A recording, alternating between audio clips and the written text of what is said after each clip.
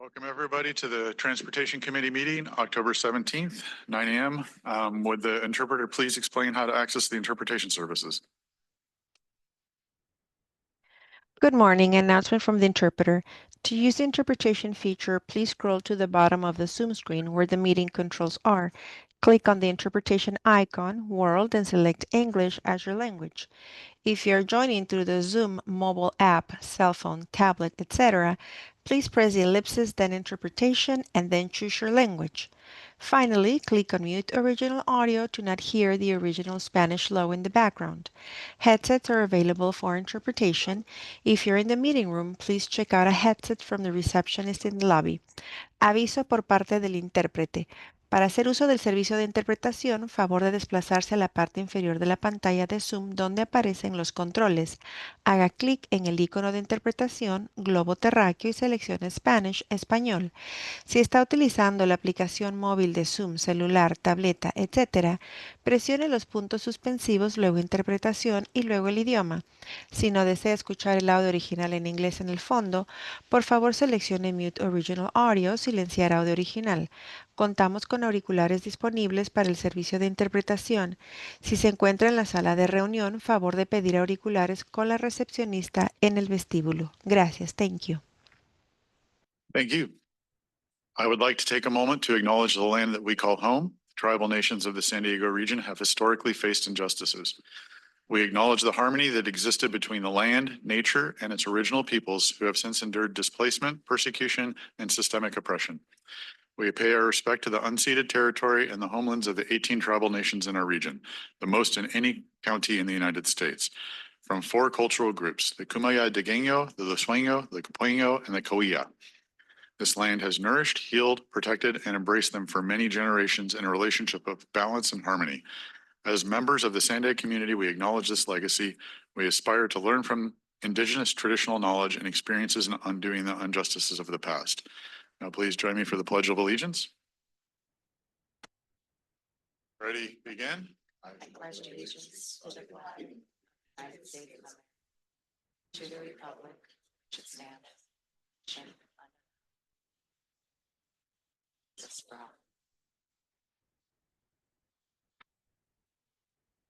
Francesca, can you please confirm a quorum?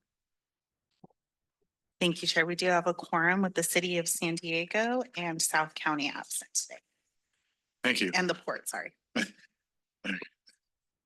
Thank you. We'll now move on to the regular agenda for the purposes of efficient timing and meeting operations. I've asked that we limit public comments to 2 minutes on each item with 1 minute on consent.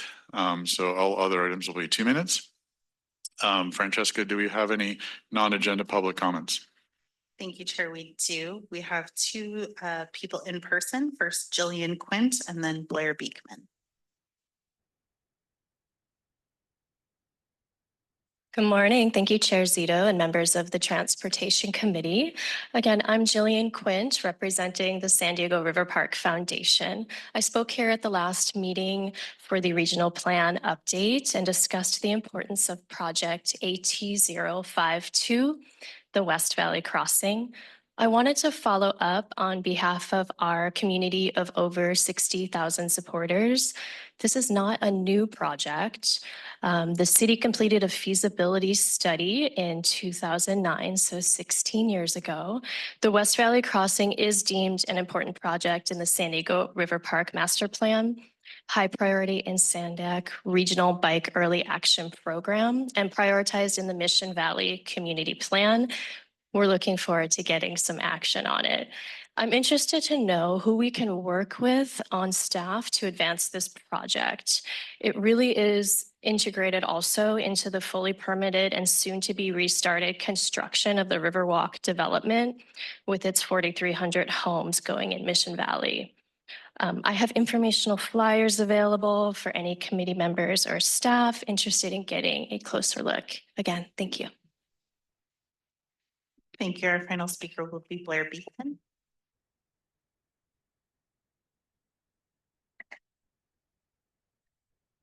Hi, Blair Beekman. Happy Friday. Nice to be here. I'm at a live meeting. I wanted to comment that, it has become a real concern to me and to many others, the ideas of over-militarization of our federal agencies at this time. I think it's just really clear that we have a way of working in our local California cities that is addressing exactly what a federal administration wants to be doing with their militarization issues at this time, making their use of militarization redundant and worrisome. We can be addressing our issues through dialogue a lot easier than what Mr. Braun and Mr. Ego is doing at the federal level, I think. And we have to make that really clear. Good luck that we work towards good solutions of peace and dialogue, and that we're solving our issues really well at the local level. And that needs to be acknowledged and better understood. Good luck that that becomes clear for all of us. That's how we build our sustainability and both sides coming together, actually. With that said, good luck on border issues. Mario has mentioned many times that he's faced kind of a Fort Knox of a security system in the technology for the border areas. I worked in Santa Clara County where, there really can be ways to loosen all the restrictions on talking about the tech involved with the future of border issues and toll issues. Good luck on accountability, and that we can find ways to make it a more open process. Thank you. And the mic is really bouncing around. I don't know if that's good or not. Thank you. Thank you. That concludes the public comments. Thank you. Thanks for the public comments. I appreciate the comments that have been made. And just so you know, the audio is fine up here, so hopefully it's not bouncing around too much. Heard you well. Antoinette, do we have an agency update?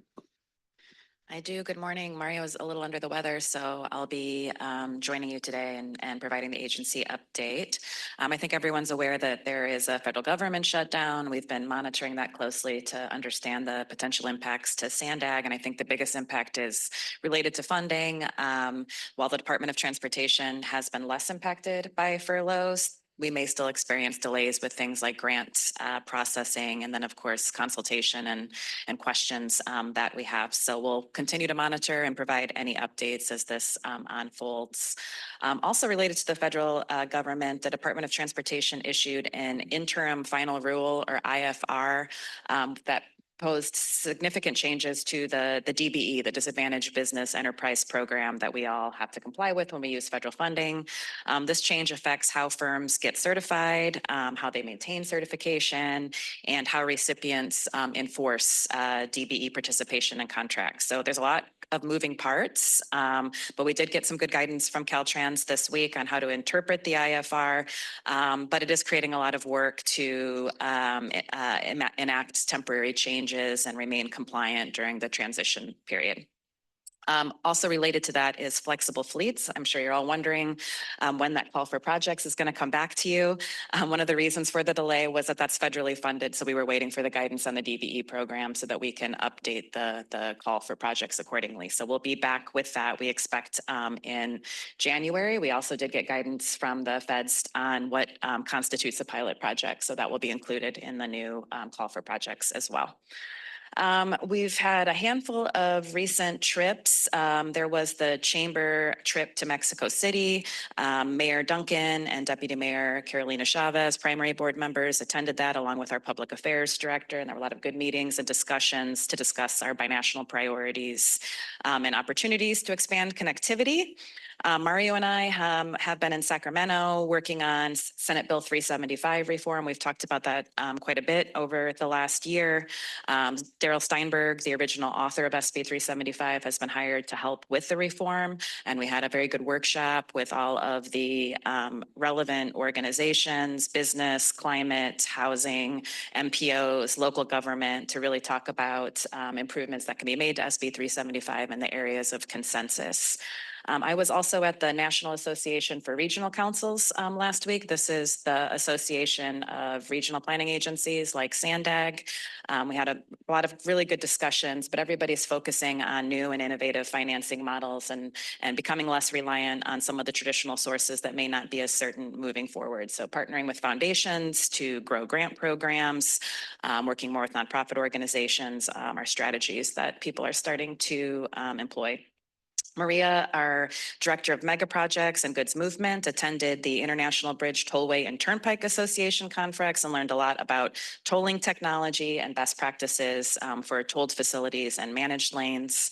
And then next week on Monday, our board leadership from SANDAG and SCAG will have a coordination meeting. This is something that we plan to do more regularly. So Chair Hebner, Second Vice Chair Mayor Minto will meet with the board leadership of SCAG, talk about our similarities, the challenges that we face, and opportunities to collaborate, partner around our legislative priorities and goals.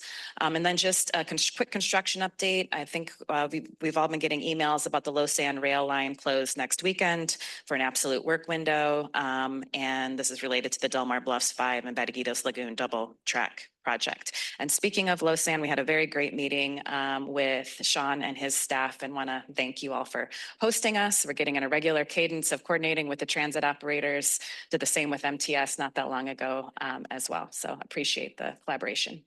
And that's it.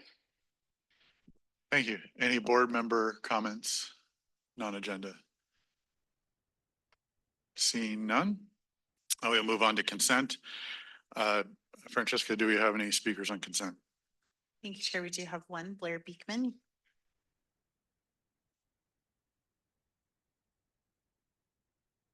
Hi, Blair Beekman. I wanted to comment on the meeting minutes of last time that you talked about 2025 or 26 planning for projects, I guess 2026.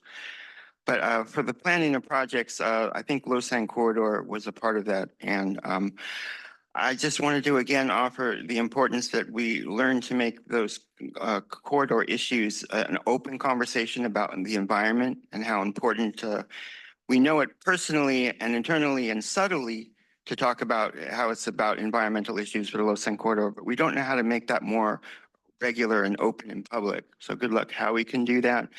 And the importance of the Lausanne double tracking corridor we're doing right now that is minimal. It's a small amount. It quite possibly may be enough in the future, and we may not have to double track the whole thing in the future. We have to be aware of that. And that has to be part of our formula in planning for the future of double tracking that area, I feel. And we can't just instantly say we're double tracking everything. We have to be cautious because of environmental issues. Thank you. Your time has expired. That concludes the public comments. Thank you. Do I have any members wishing to pull an item or comment on an item? I'll make a quick comment, which is I did notice that under the Transportation Committee meeting, it was listing Paloma Aguirre as the voting member that wasn't here, but I believe it's Mr. Anderson that's the primary member. And one other comment, there are at least one instance where the voting member present was listed as the same person under two different committees, and I'm not quite sure that's feasible. So I don't know if that's appropriate or not, but if that needs to be corrected, we should do it as well. But other than that, motion to approve the minutes with those comments. Thank you. Moved by Zito, second by Patricia. Please vote.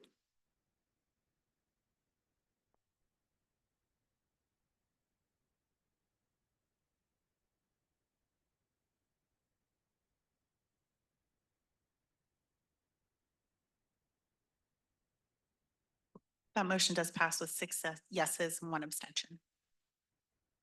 Thank you. We'll now move on to our item number 4, the transit fare change study. It looks like we have Jennifer, Tim, Mark, and maybe Mary. Big group.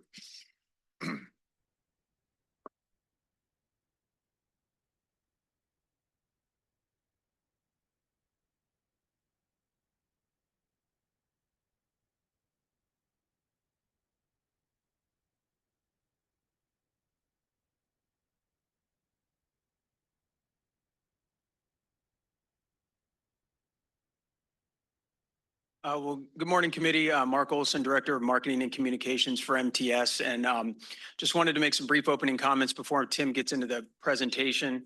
Certainly we appreciate partnering on a transit fare change study with SANDAG and NCTD. This is a process that the three agencies have gone together with multiple times.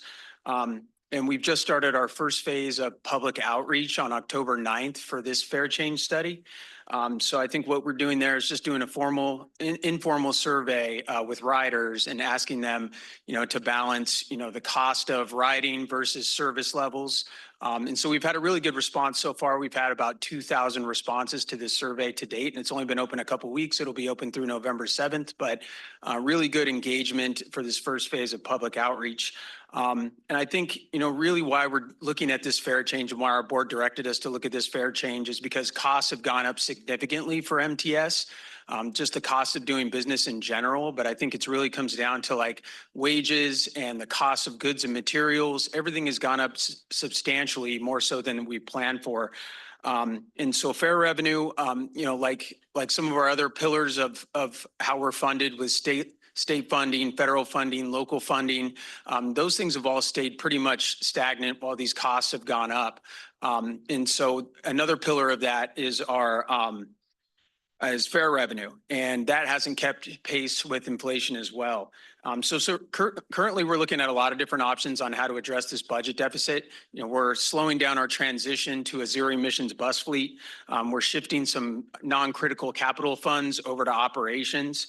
We're delaying some planned service enhancements. We're looking at a possible ballot measure in 2028 to ask voters if they would support some more revenue for transit.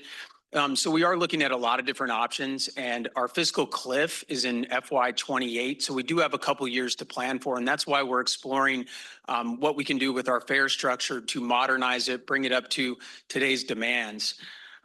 So I think when you look at our budget, it's a $500 million budget approximately. Our deficit in 2028 will be about 120 million. So you see, we really need to figure out a way to bridge that gap. And so fare revenue is one of those sources that we're really examining. And that's what this exercise is all about, to see how changing our fare structure can help with this budget deficit. And that's really an effort to examine all options on the table so we can put as much service out on the street as we possibly can. We're out there to serve the riders. We want to have as much service as we can out there. So if people maybe can pay a little bit more, that's one option that we have to look at to bridge this deficit without having to cut service. And so that's why we're here today. That's why we got the direction from our board of directors to look at this fare change study. And it's something that, like I said before, we've done multiple times over the years, and just to bring it up to today's standards and demands. And so that's why, we are, happy to be working with SANDAG and NCTD on this again to examine this and see if it's a good option. And these options will be brought forward to our board of directors, the NCTD board of directors, as well as the Transportation Committee when the time is right. We're going to do a couple different phases of public outreach. And so we're just kind of at the beginning of the process. And, our plan, if everything kind of goes to the schedule, would be, there wouldn't be any kind of fare changes until July 1st, 2026 or later. So we're just beginning this process. No decisions have been made about what kind of fares are going to change. But, we wanted to come here today and make sure you are aware we are starting this public outreach process. So with that, I'll hand it over to Tim. Great. Thank you, Mark. My name is Tim Garrett, Associate Regional Planner with SANDAG. And so this item is an information item. Really appreciate the opening remarks from Mark to set the stage here. But this is a transit fare change study that SANDAG is conducting on behalf of MTS and NCTD, our partner agencies. So obviously MTS and NCTD are the region's transit operators. So kind of the first question is, why is SANDAG involved with this at all? State law from 2003 gives SANDAG the responsibility for setting regional transit fare policy, which includes setting fares for all the transit services throughout the region, MTS, NCTD. The process for setting a uniform, fair, and equitable region-wide fare system is set out in SANDAG Board Policy 29, and the Comprehensive Fare Ordinance is the actual document that lays out all of the fare structure. So the one-way, the monthly pass, the daily pass, all of those things for all of the different transit services. And the way that SANDAG changes fares, if and when we do so, is by amending the Comprehensive Fare Ordinance. The Transportation Committee has the delegated authority to do this through SANDAG Board Policy 1, which is why we're here at the Transportation Committee. In practice, SANDAG has not made changes to transit fares without coordinating extensively with both of the transit operators. The coordination for this process started this spring after the MTS board directed their staff to work with SANDAG and NCTD on a transit fare change study. As Mark mentioned, MTS is projecting a really significant budget deficit in a few years, and this is just one of many options that they're considering as they try to balance that budget. With that said, there's no commitment to raising fares now or necessarily in the future. Our role as SANDAG staff and agency staff is to bring information and options that reflect what we hear from the public as well as what we hear from the other agencies' boards of directors. So this slide lists all the steps that we take during a fare change study. I'll step through them. But first, I want to highlight that the public outreach arrow on the left is showing that it's going to be continuous throughout all of these steps.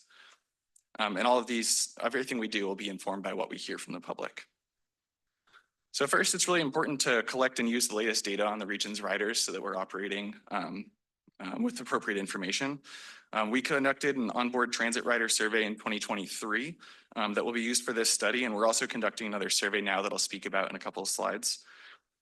We're looking at current ridership, fare products that people buy, how much revenue is brought in, and then also looking at other transit agencies to see how our fares compare to theirs.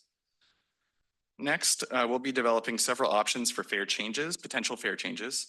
So for example, there could be changes to the one-way fare, the daily pass, the monthly pass, changes to who is eligible for discounted fare products. And we'll bring these scenarios to the boards of directors of MTS and NCTD, as well as the SANDAG Transportation Committee for lots of discussion. There we go.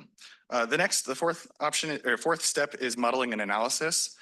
Increasing fares just in general, it might bring additional revenue, but there's also likely to be reduced ridership. And so using our survey data, we're able to estimate how much the fares and the revenues are likely to be affected. Fare revenue and ridership are likely to be affected by changes in fares. In that case, if there are proposed changes that come out of this process, we also need to conduct a Title VI analysis as required by the FTA and Board Policy 18 to show how different population groups would be affected by the change. And that includes folks such as low-income and minority riders. And then we would have to bring these results back to the transit agency boards of directors to consider these. If those boards of directors decide to recommend changes, then that would come back to Transportation Committee for consideration and approval.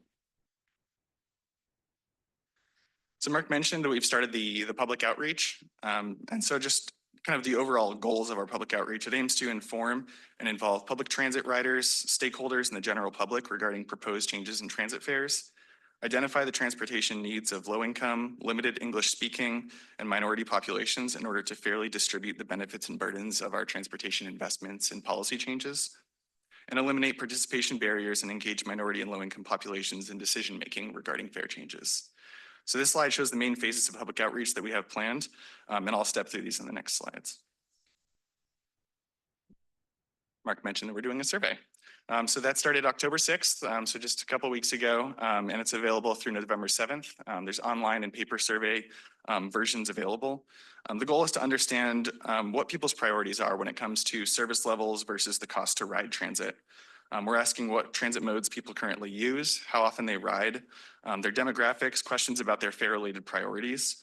And the results will supplement the data that we got from that 2023 onboard survey and help when we get to modeling the outcomes of the fare change scenarios.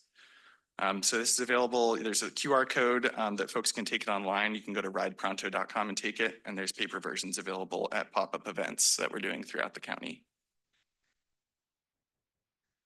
So like I said, we're doing pop-up events. We're at transit centers throughout the county, MTS and NCTD service areas. We're also planning to do those later on in the process once we have some scenarios that we're considering, kind of more specific, to get some feedback from the riders.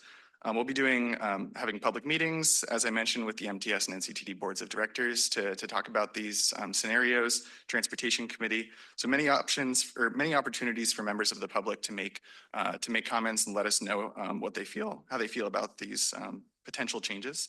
And then if and when there are actual changes being considered by the these agencies, there'll be public notices printed in the transit vehicle so that riders know about that. So some of the next steps, this is kind of the timeline of what we anticipate over the next 9 months or so.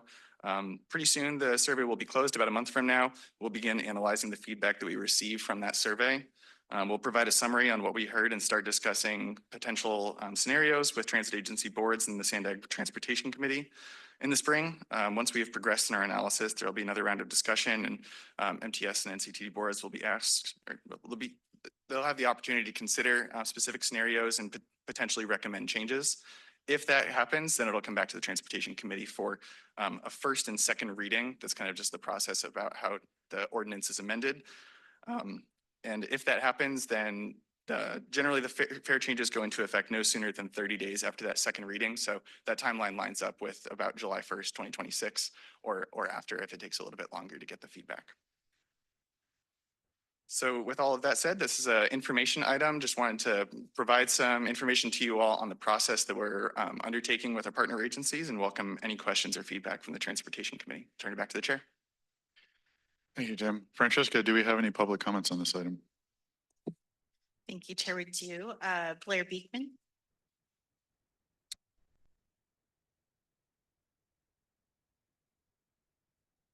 Hi, I'm Blair Beekman. The mic sounds better now, I think.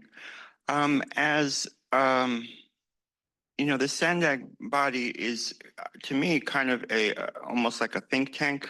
It can be used as for this sort of item.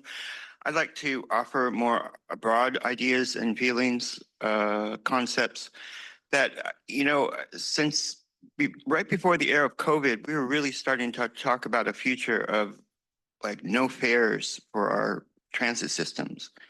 And I think, you know, since COVID, I hope we can start to return to that thinking and practices instead of, you know, we're just constantly stuck in these patterns of tax and spend.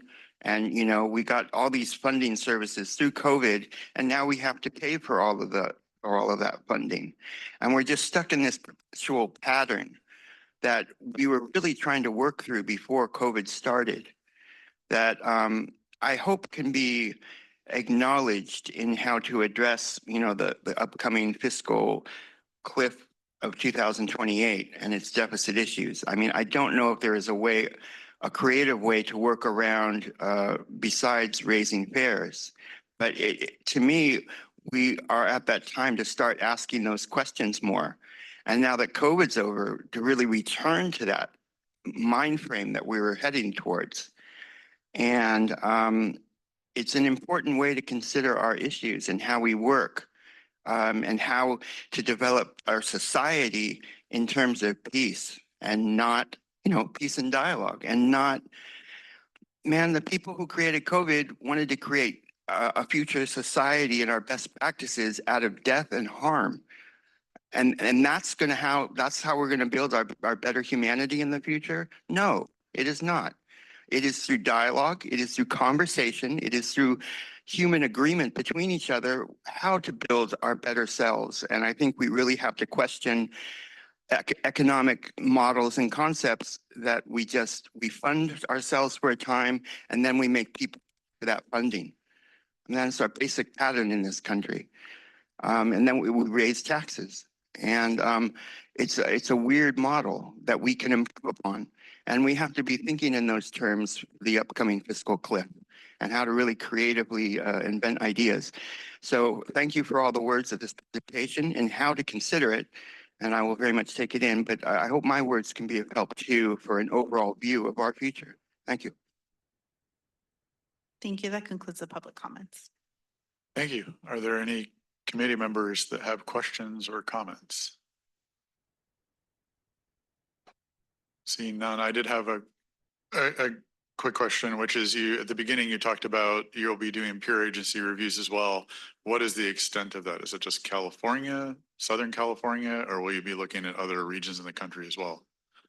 Yeah, we're definitely taking a look at agencies across the country. You know, the California ones are kind of the most direct comparison, since it's similar funding sources available from the state to help sustain operations, but we're taking a broader look than just California for sure.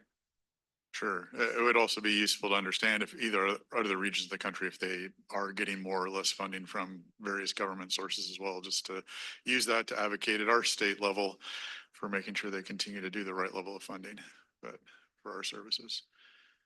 But thanks again for the, oh yeah, go ahead, Sharon. Yeah, just one thing that I would recommend when we bring this this back as a report. I think we should show what the current fares are, because I think it's important to understand we haven't changed the monthly pass since 2009. It's $72. And if we did adjust it by inflation, it should be $110 a month. If you look at for seniors, disabled, Medicare, which I believe is still about 38% of our ridership, that's $23 a month. I think it's really important to look at the economics of that as you discuss raising fares. As I've always said, you know, the balance is always fares and service. We have a very high percentage of our riders are transit dependent, which means they have no other option, which means if they lose their service, they can't go to their medical appointments, they can't get to their work or their school. So when we talk to riders, they'd rather pay more than lose that service. And so that's something that I think we need to constantly bring forward as we're talking about really tough decisions. I'd love it if it was free, but you know, that's a $78 million, or I don't know what it is projected for this fiscal year, but a year of revenue for our agency. Couple that with a $120 million deficit, and you're talking about a very big chunk of service that you'd have to cut. So ultimately, these are tough decisions. Our board had a workshop yesterday that I think was really insightful, and we talked a lot about you know, the give and take that you have to do when you're talking about these economics. But I appreciate our partners at SANDAG and North County Transit District on going through this very tough process. Thank you. Thanks. Yeah, Jennifer.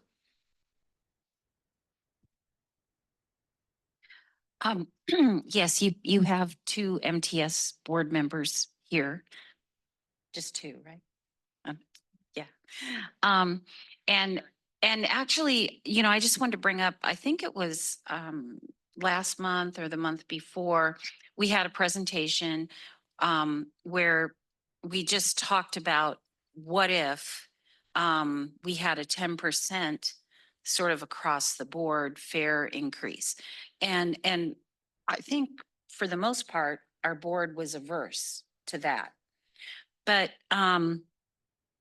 it got me thinking about if we, you know, when we're looking at these increases, I think we need to encourage the monthly pass for people who depend on the service, make it easier for people to get a monthly pass. So instead of an across the board, and I know you talked about, we were talking about that, but I think raising single ticket prices, people will be more able to bear that, because single tickets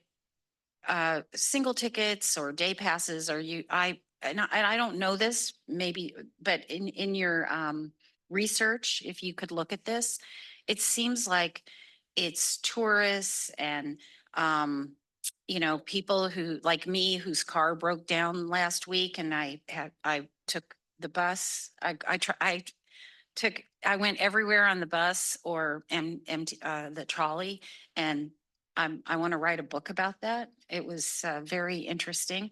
And as a senior myself, I'm very lucky that I am still physically able to walk that half mile from my house to the bus or trolley station. So yeah, it's the single tickets that I think maybe people can bear the increase more on than seniors who rely on transit. And I think now the monthly pass is $72. And so if we just raised that to 75. It's not a lot, but you know, that's something people wouldn't notice. And the other thing is, instead of raising it, raising fares all at once, maybe we could phase it in. I don't know if you're looking at that in your study also, but that's something that our board, I think would be amenable to. And then one last thing is, when I'm traveling, I always look at, okay, what's it going to cost for me to take an Uber from the airport into the city as opposed to taking BART? So just sort of keep in mind, like we want to encourage people to use transit and not Uber or taxis. And so we kind of want to keep that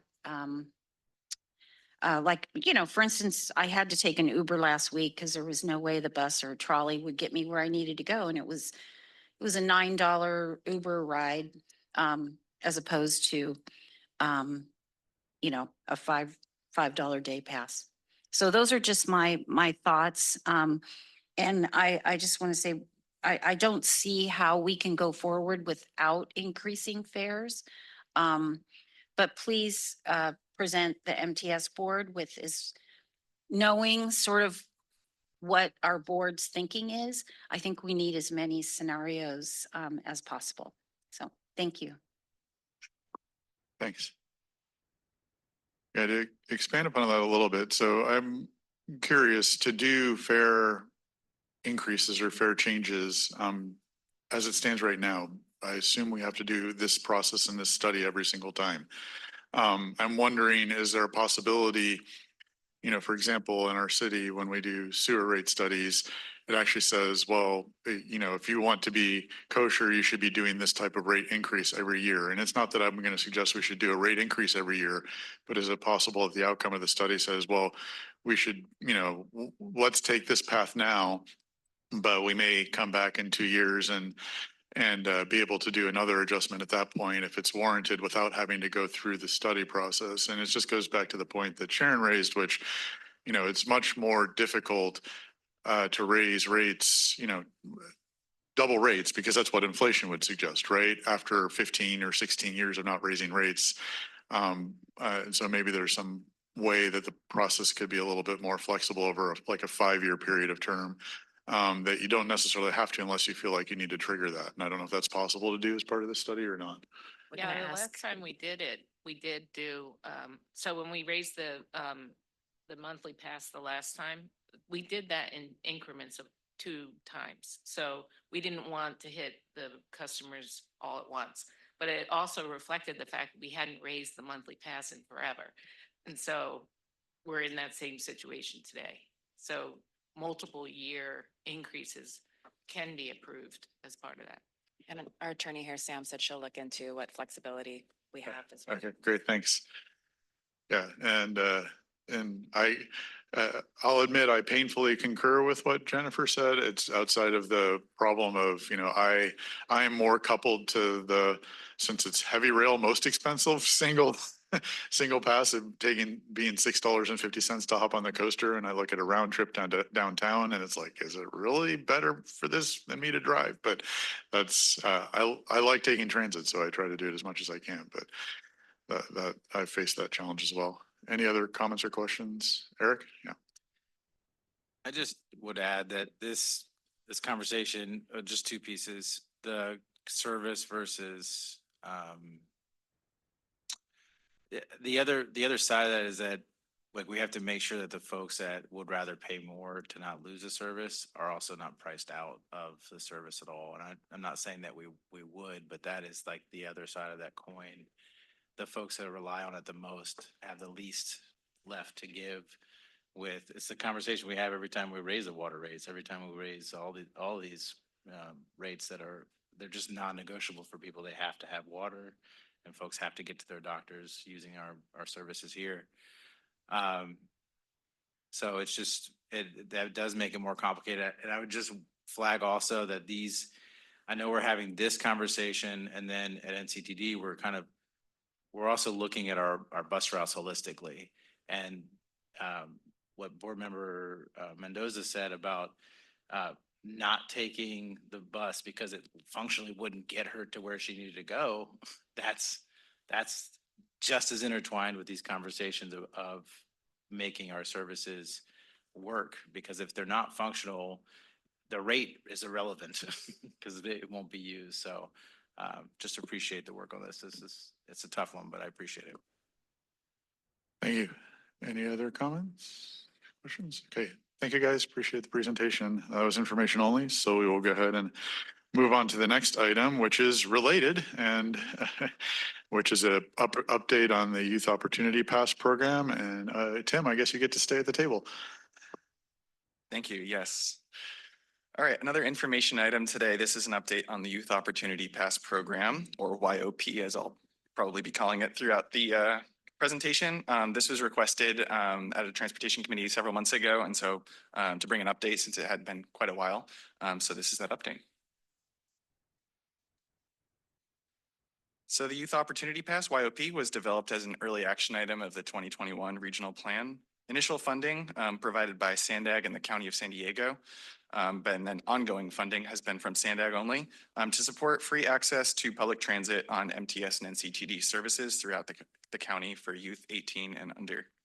The program launched May 1st, 2022, and is currently active through June 30th, 2026, so the end of this fiscal year.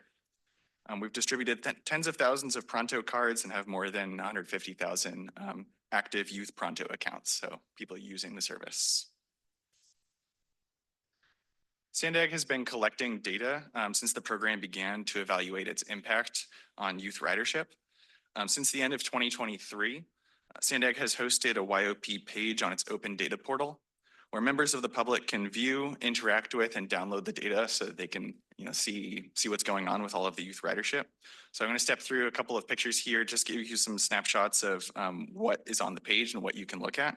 So right here, we've got, this is just the welcome page, but we've got the number of rides by transit modes. You can see bus versus rail ridership. You can see the number of rides over time, cumulative rides in blue, and then the rides from month to month in the orange there. We've got ridership by transit route, so you can zoom in on your local route and see how it's doing, both bus and rail. And then we also have a map where you can look, and you color-coded the heavier ridership for youth is the darker colors on the map, so you can see where the youth are riding. And so this is data. This is just grabbed from the open data portal here. This is just the ridership since the program launched in 2022. So it launched kind of in the middle of Q4 of fiscal year 22, but you can definitely see that with that baseline, the growth over time. There have been over 32 million free transit rides for youth since the program began. So that's really great. So you can see it's about double the number since before YOP started. Ridership tends to decline a little bit in the summer when people aren't in school, so maybe they're not riding quite as much. So that generally corresponds to Q4 and Q1. So you can see a little bit of an annual dip in those summer months before it rebounds in Q2 and 3. But it's generally been increasing since the program began. There is, if you look at the most recent quarters, there's been a little bit of a decline in youth ridership over this time, despite overall ridership continuing to increase for MTS and NCTD. We're going to be monitoring this to identify if this is an emerging trend or just a temporary decline. But despite the recent changes, the program continues to provide youth with hundreds of thousands of trips every month, enabling youth to get to school, work, and around their communities and grow more independent. Here's another way of looking at the data. This is the youth ridership from the open data portal, but then I've also pulled in non-youth ridership. So this is just the difference between total ridership that the agencies have and the youth ridership. So starting from, setting 0%, this is like the baseline level of Q4 of 2022 and just tracking how the data has changed over time. You can see the youth ridership has grown about 80% over the levels at that time, whereas non-youth boardings have grown about 20% over the same time. 20% growth, that's still great, but you can really see that the youth ridership has been increasing pretty substantially since the program began. Here's a map of some of the highest ridership youth routes. So we've got the trolley routes, blue, orange, green, copper, as well as some of the bus routes with the highest ridership. So we've got the 7, 12, 13, 303 up in North County, 929 and 955.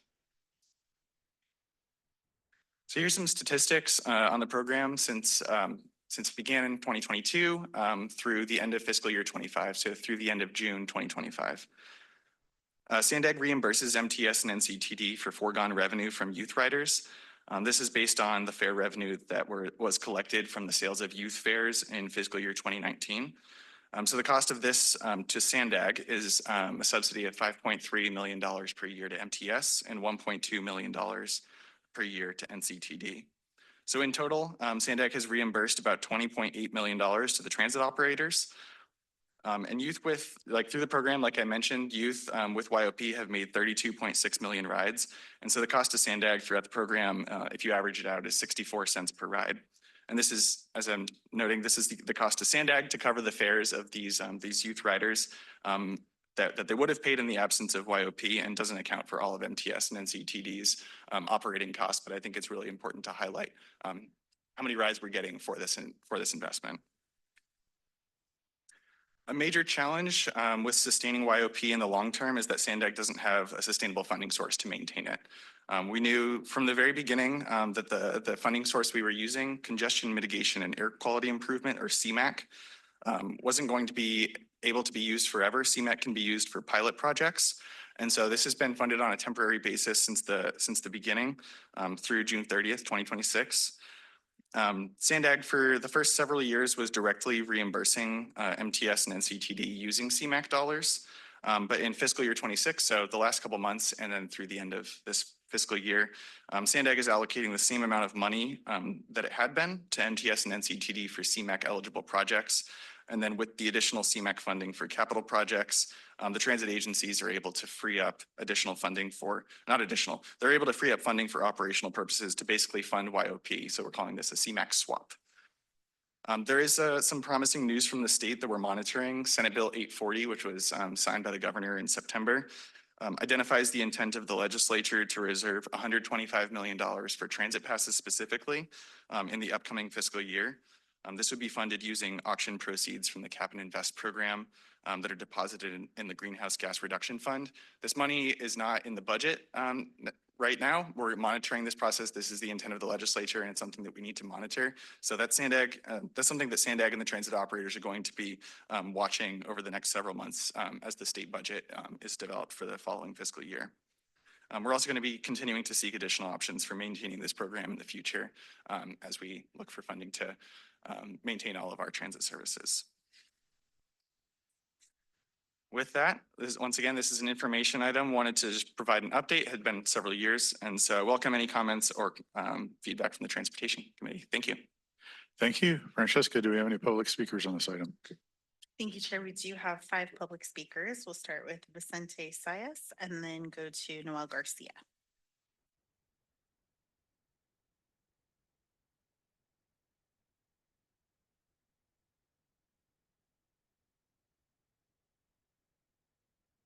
Good morning, Transportation Committee. My name is Vicente Sayas. First things first, I'd like to thank you all for allocating us this time slot to bring up a YOP update, as well as acknowledging the data that backs the positive effects of YOP. So much thanks. As for me, having the youth pass during high school allowed for me to go to my place of employment, college prep programs, and to the Central Library. But with my time as a recipient of YOP at an end, I give my humble thanks to all of you for helping my transportation situation in the past. I'd also like to bring up the testimonies that were given to me by some students from San Diego High School. These students expressed their gratitude for SANDAG's actions and commitment towards the program. The many students there depend on YOP to get to school, to after-school activities, to their places of residence. This saves their parents time and money on gas, as well as sparing them from being at two places at once with YOP in place. You change the narrative of these kids by providing them with a way for them to become independent and begin planning the future of San Diego's youth. Please stay committed to this program and keep prioritizing our youth Transportation Committee. Thank you for your time. Thank you. Our next speaker will be Noel Garcia, followed by Maria Cortez. Good morning. Thank you for having me, and thank you for collecting valuable data. It matters a lot. So I'm a UCSD student, and because I pay tuition, I'm eligible for the Try Youth Pass, right? And similar to the Youth Opportunity Pass, it allows me to have unlimited rides to all MTS and NCTD services. I get to go to my job, my school, my healthcare services. I get to get my blood drawn and get my physicals, and I get to explore the region of San Diego kind of on my own terms. So I would like this project to continue because it's transit for the youth. It's a lifeline. They get to have access to all those important essentials because the children are the future of San Diego, and it lightens the load off families too. Thank you. Thank you. Our next speaker is Maria Cortez, followed by Carolee Serrano.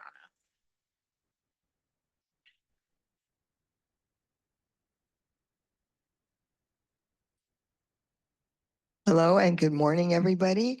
It's a beautiful day. And I just want to say thank you to the board members here for listening to us and putting the YOP because it's been a while. And I just want to say thank you. And I have the opportunity of when I ride the bus and the trolley, I'm seeing the youth that are using the bus pass. And I tell them, I said, I'm glad you're using the bus pass. I tell them that I'm one of the people that have pushed for this. The look on their faces, and wow, you know what? We get to use the bus for free. We get to use the trolley, and it helps us get to our schools, helps us get to our activities. But not only that, it also helps the parents because a lot of them can't afford it. And it also helps the students that they get to use their pass to also buy the school needs, the books and everything that they need. And I get a big thank you. To me, this is the joy that I get. This is what we're all about. I said, working forward to working on getting the bus pass extended. And I just want to say thank you. And you know what? The smile on their faces to see that, thank you, said that will to support. So this is what it's about the community. It's about the kids, because as it was said, they are our future. Now I'm hoping that we can use this more, and if there's any way that we can help, let us know, because this is what we need.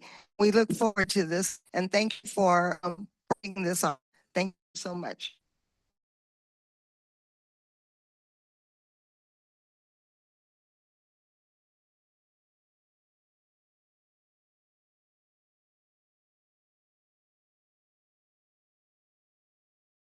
And for SANDAG's continued commitment to YOP.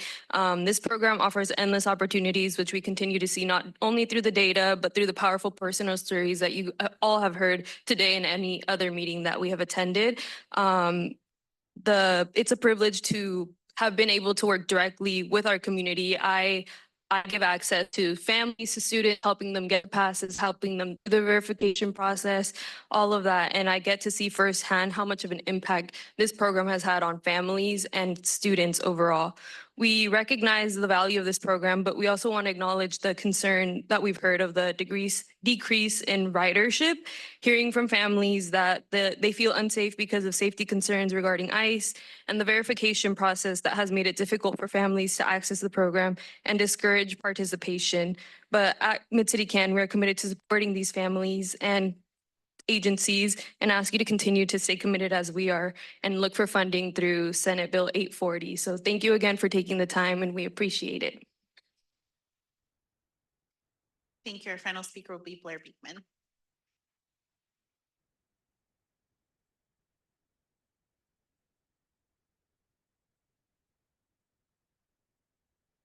Hi, Blair Beekman.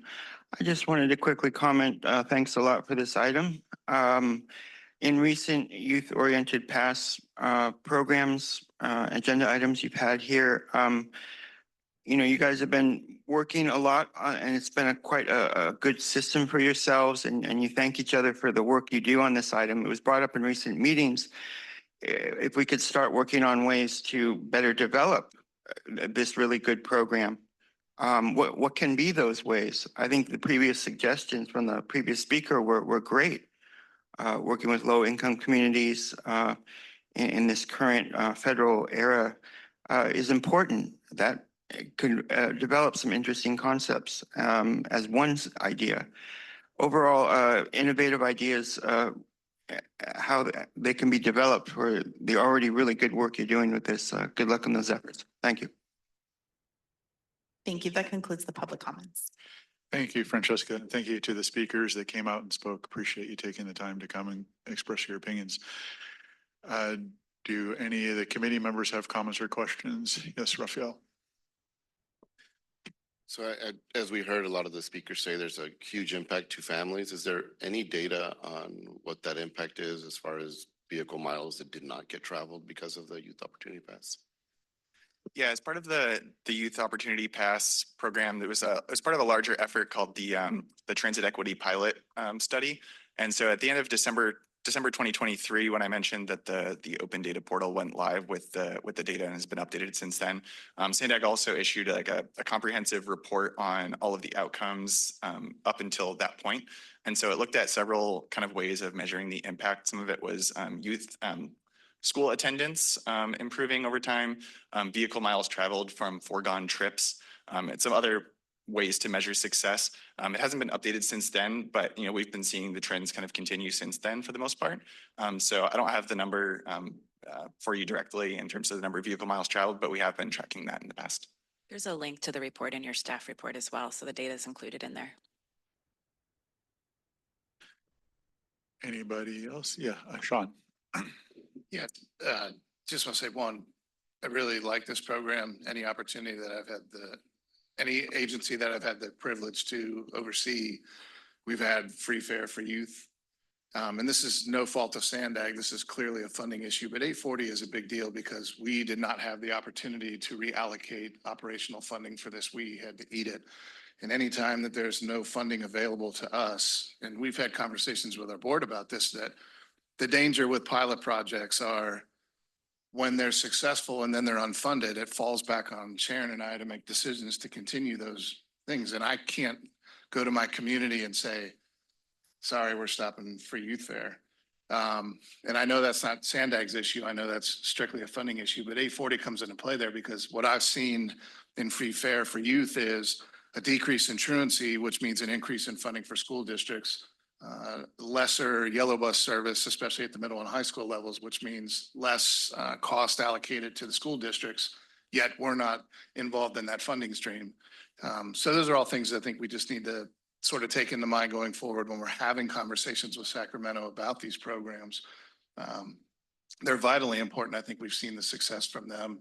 And I appreciate the students from the colleges coming in and talking too. I mean, we really worked hard over this past year with UCSD to make sure that our pass was available for all modes of our service. And I thought we really came to a good space there. And, again, I appreciate the work that SANDAG's put into this. It's definitely a good program. We just really need to focus on that funding piece.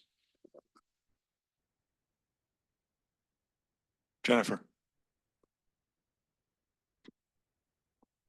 Yes, it's great to see that a pilot project was so successful. And just to share, when I was on the bus last week, there were so many kids riding from Mount Miguel. The whole bus was full of kids from Mount Miguel High School after school, and who very kindly gave up their seat when I got on. So got something good to say about the kids. I also sit on the California League of Cities Transportation, Communications and Public Works Committee.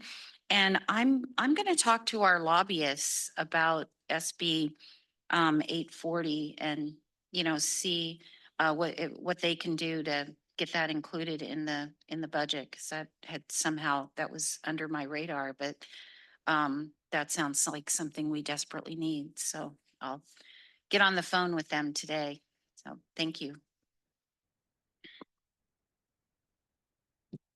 I'm just here brief. Okay, go ahead, Eric. Just brief support. I mean, I have the similar experience. I went and visited a high school, and as I was leaving, we were all getting on the bus. We could not fit on the bus. We had like half of us had to wait for the next one. So